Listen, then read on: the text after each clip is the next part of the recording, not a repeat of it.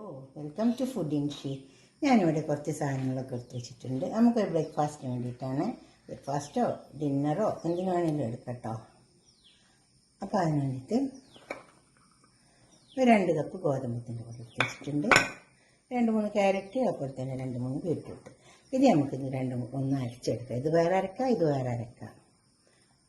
ഒന്ന് അരച്ചെടുക്കാം. നല്ല ഹെൽത്തി ആയിട്ട് ഉണ്ടാക്കിയപ്പോൾ 2 അരച്ചെടുത്തിട്ടുണ്ട്. നമുക്കിതിലേക്ക് ഗോതമ്പ് പൊടി ഇട്ടെടുക്കാം. ഇത് കുഴച്ചിട്ട് വേണമെങ്കിൽ ഗോതമ്പ് പൊടി വേണമെങ്കിൽ ചേർക്കാം. നമുക്ക്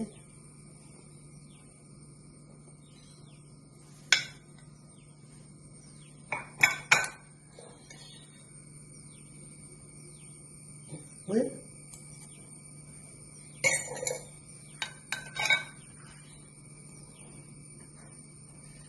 നമുക്കിത് കുഴച്ച് നല്ല ജീരകത്തിൻ്റെ പൊടി ഇട്ട് കൊടുക്കാം.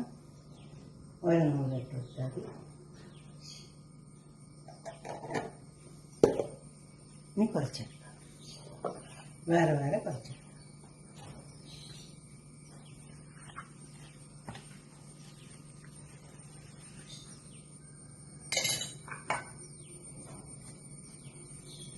കുറച്ചുകൂടെ പൊടി ഇട്ട് കൊടുത്തിട്ടുണ്ട്.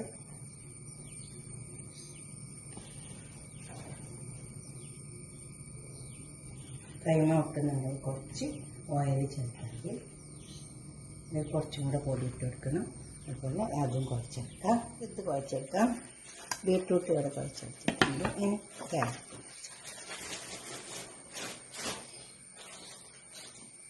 വെള്ളം ചേർക്കേണ്ട ആവശ്യമില്ല. ഈ വെള്ളം തന്നെ മതി. നമ്മളിങ്ങനെ കുഴച്ച് വരുമ്പോൾ പൊടിൻ്റെ ആവശ്യം ഉണ്ടാവും. അപ്പോൾ കുറച്ച് പൊടി ഇട്ട് കൊടുക്കുക.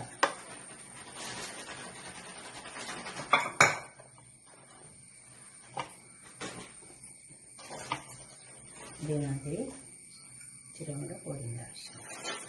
നമുക്കിങ്ങനെ കുഴഞ്ഞ് വരുന്ന പിടിയാക്കി എടുക്കണം. എന്നിട്ട് നമ്മൾ കുറച്ച് ഓയിൽ ചേർത്തെടുക്കാം. അപ്പോൾ നമുക്ക് ഇങ്ങനെ ഉരുണ്ട് വരും.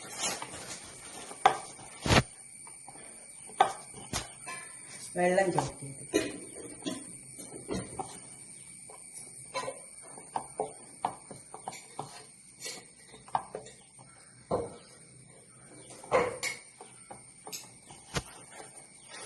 ഞാൻ അത്രയും കാണിച്ച് നിങ്ങൾക്ക് മനസ്സിലാവാൻ വേണ്ടിയിട്ടാണ്.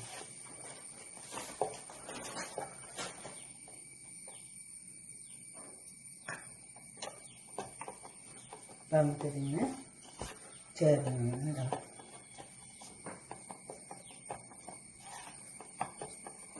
നന്നായി അരച്ചെടുക്കണം, അല്ലെങ്കിൽ കഷ്ണം ഉണ്ടാവും.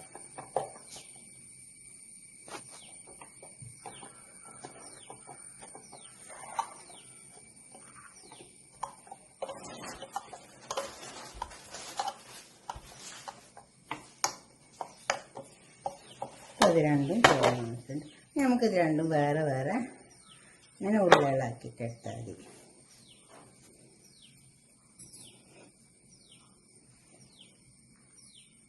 അതുപോലെ ഇതിന് ഉരുളാക്കിയിട്ടെടുക്കുക.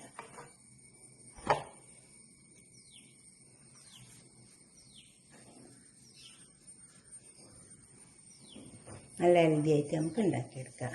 ഇതേമാതിരി എല്ലാം ഇങ്ങനെ ഉരുളകളാക്കി ഇതെന്താ ഇതുപോലെ ഇത് എടുക്കുക. ചെമ്പിലേക്ക് വെച്ച് കൊടുത്തിട്ടുണ്ട്. സ്റ്റീമറിലേക്ക് വെന്തിട്ട് ഇതുപോലെ തന്നെ നമുക്കിത് വെച്ച് കൊടുക്കാം.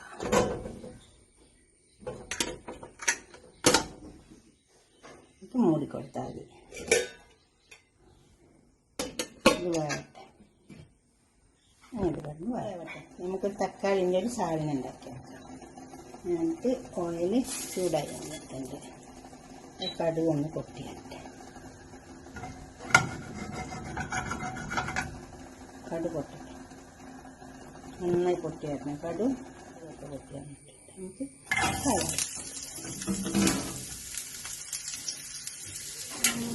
പച്ചമുളക്, കറിവേപ്പില,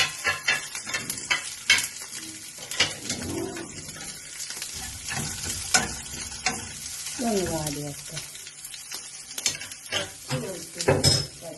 കുറച്ച് ഇട്ടാൽ അതെല്ലാം വഴന്നിട്ടൊന്ന് നന്നായി വാടട്ടെ. സവാള വാടി വന്നിട്ടുണ്ട്. നമുക്ക് തക്കാളി ഇട്ട് കൊടുക്കാം.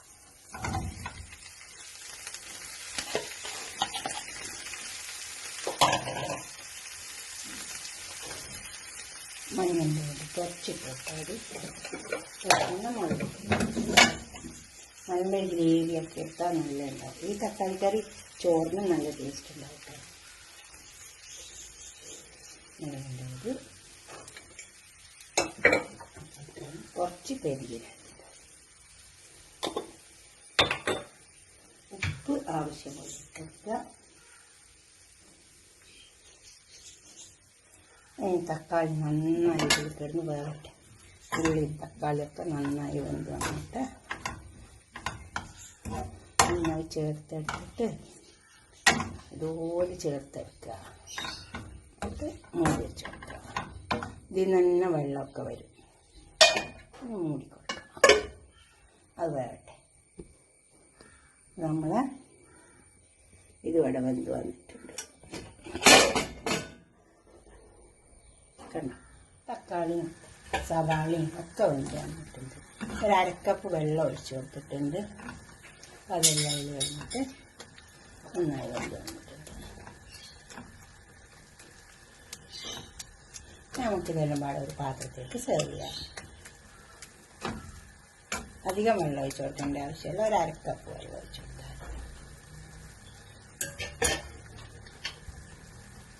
അങ്ങനത്തെ കപ്പിന് അരക്കപ്പ് വെള്ളം പാത്രത്തിലേക്ക് ഇട്ട് നമ്മൾ ക്യാരറ്റ് കൊണ്ട് ഉണ്ടാക്കിയ പോലെ ഇത് നന്നായി വെന്ത് വന്നിട്ടുണ്ട്. ഉണ്ടോ, ഇതുപോലെ ഉണ്ടാക്കിയാൽ മതി. നല്ല ടേസ്റ്റ് ഉണ്ട്. ഇതിന് കറിയൊന്നും ആവശ്യമില്ല, കറി തന്നെ ഉണ്ടാക്കി കഴിക്കാം.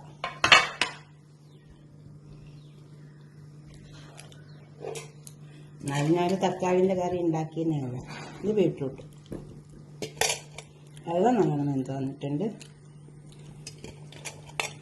എപ്പോഴും മുട്ടും പത്തിരിയൊക്കെ ഉണ്ടാക്കുമ്പോൾ ഇതുപോലെ ഒന്നും ഹെൽത്തി ആയിട്ട് ഉണ്ടാക്കി വെക്കാം.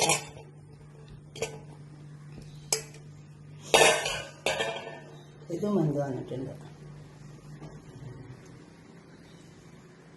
നല്ല ടേസ്റ്റ് ഉണ്ട്. തക്കാളി വേണമെങ്കിൽ മാത്രം ഒഴിച്ചു കൊടുത്താൽ മതി. വേണമെങ്കിൽ മാത്രം എടുത്താൽ മതിയാ. തക്കാളി ഒന്നും ഇല്ലാണ്ട് തന്നെ നല്ല ടേസ്റ്റ് ഉണ്ട്.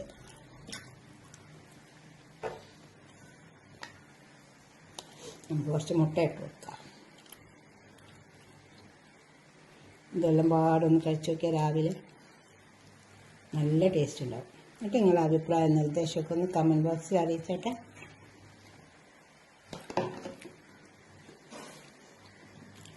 ലൈക്ക് ചെയ്യണം, അതുപോലെ തന്നെ ഷെയർ ചെയ്യണം. സബ്സ്ക്രൈബ് ചെയ്യാത്തവരൊക്കെ ചെയ്യണം. ഇതുപോലെ രാവിച്ചെങ്കിൽ വെച്ച് പുഴുങ്ങിയെടുത്താൽ മതി. എളുപ്പം പണി കഴിയും. എന്താ, നമ്മളെ കുട്ടികൾക്കൊക്കെ ടിഫിൻ ബോക്സിലൊക്കെ ആക്കി കൊടുക്കാം. കറിൻ്റെ ആവശ്യമൊന്നുമില്ല. ഓക്കെ, അടുത്തൊരു വീഡിയോ ആയിട്ട് നമുക്ക് പിന്നെ കാണാം. ബൈ. തീർച്ചയായിട്ടും ഉണ്ടാക്കിയിട്ട് നിങ്ങൾ കമൻറ്റ് ചെയ്യണേ. ബൈ.